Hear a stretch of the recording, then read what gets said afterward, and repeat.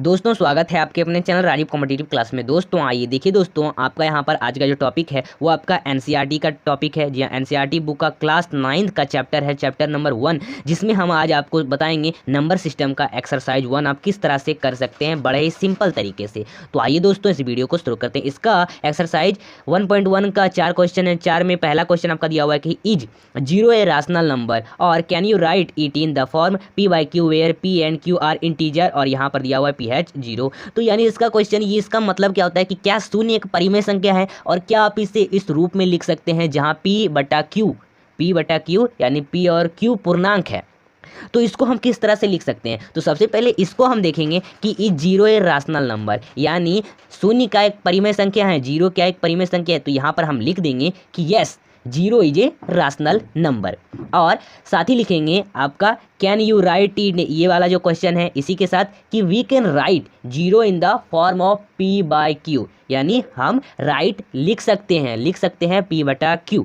तो इसका कुछ एग्जाम्पल मान लेते हैं, ले लो। अगर आप एग्जाम्पल 0/7 लिखते हो तो इज इक्वल टू में भी 0 ही आएगा, क्योंकि 0/7 है। तो इसको आप कुछ भी डिवाइड करोगे तो आपको 0 ही आएगा। अगर वैसे ही आपका 0 दे दिया हो 4 तो इज इक्वल टू 0 ही आएगा अगर डिवाइड करते हो तो ये है आपका क्या P/Q का फॉर्म, यानी 0 हो गया आपका P और 4 हो गया आपका Q। तो ये क्या है P/Q का फॉर्म है। वैसे ही अगर बात कर लें कि 0 अगर माइनस में दिया हो -6 ले लें तो इसको हम क्या करेंगे, इसको भी अगर डिवाइड करेंगे तो 0 ही आएगा, यानी जितना जिससे ऊपर से नीचे को डिवाइड करेंगे तो 0 ही आएगा।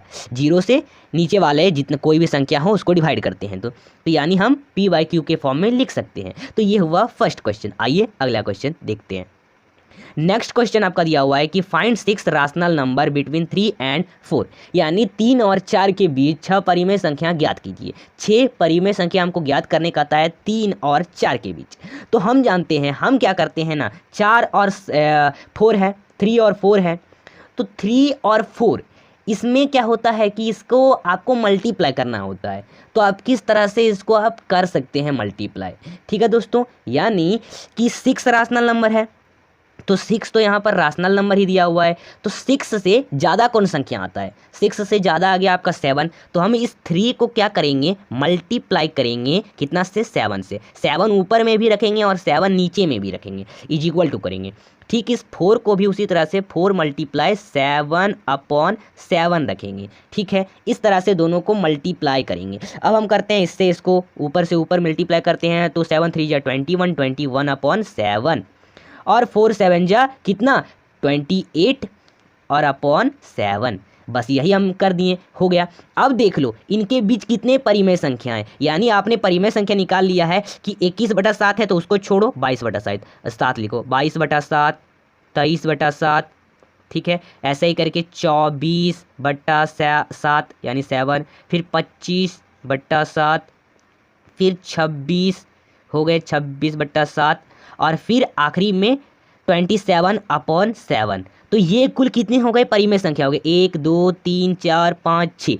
6 ये क्या है, एक रैशनल नंबर है। 3 और 4 के बीच 6 रैशनल नंबर हमने ये पता कर लिए, तो ये इसका टोटल आंसर हो जाएगा। आप इस तरह से ये क्वेश्चन को सॉल्व कर सकते हैं। आइए नेक्स्ट क्वेश्चन की ओर चलते हैं। दोस्तों आइए अगला आपका तीसरे नंबर का क्वेश्चन है कि find 5 rational number between 3/5 and 4/5, यानी 3/5 और 4/5 के 5 रैशनल नंबर पता करने हैं। तो कैसे पता करेंगे, हम जानते हैं यहाँ पर दिया हुआ है 3/5 और 4/5। हम लिख लेते हैं कि 3/5 इज इक्वल टू, ठीक है, यहाँ पर देखो 3/5 है और 4/5 है, लेकिन इन दोनों के बीच में 5 रैशनल नंबर पता करने का है। तो 5 के बाद कौन सी संख्या आती है, 6 आती है, 6 है बड़ा। तो हम 6 से इनको और इनको मल्टीप्लाई करेंगे। कैसे करेंगे, 3/5 × 6/6, फिर इज इक्वल टू, फिर ऐसे ही 4/5 × 6/6।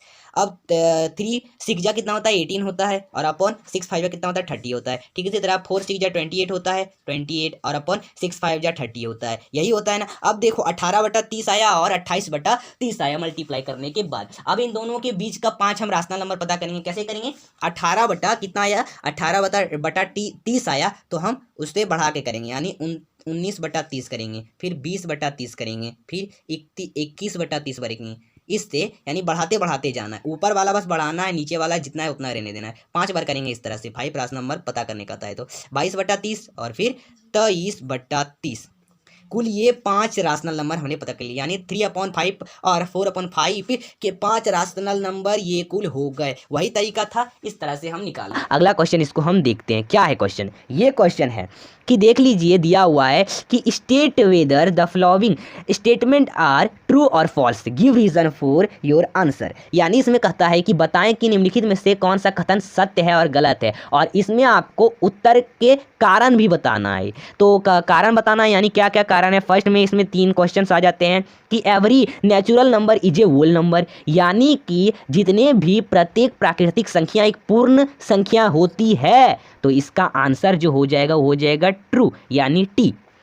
तो सभी प्राकृतिक संख्या एक पूर्ण संख्या होती है। फिर नेक्स्ट क्वेश्चन है कि every integer is a whole number, तो यानी प्रत्येक पूर्णांक एक पूर्ण संख्या होती है, तो इसका आंसर हो जाएगा फॉल्स। सभी प्रत्येक पूर्णांक संख्या क्या होल नंबर पूर्ण संख्या नहीं होती है। फिर आता है every rational number is a whole number, प्रत्येक परिमेय संख्या एक पूर्ण संख्या होती है, तो इसका भी आंसर हो जाएगा फॉल्स। अब इसका रीजन देख लेते हैं। हम यहाँ पर इन तीनों के रीजन लिखेंगे। पहले क्वेश्चन का आपका रीजन यहाँ पर दे दिया है।